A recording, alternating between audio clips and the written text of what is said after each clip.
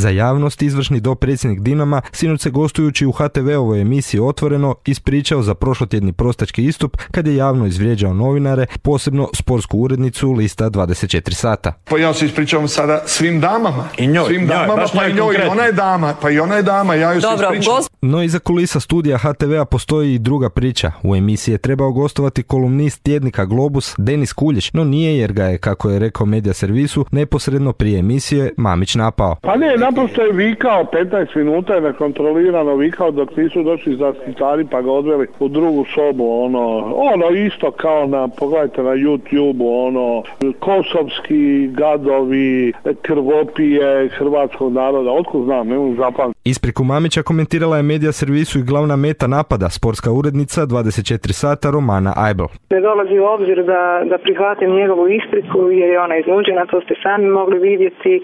On je izrekao isključivo zbog kamera, publike, svoga imidža i sudske tužbe koja je pokrenuta protiv njega.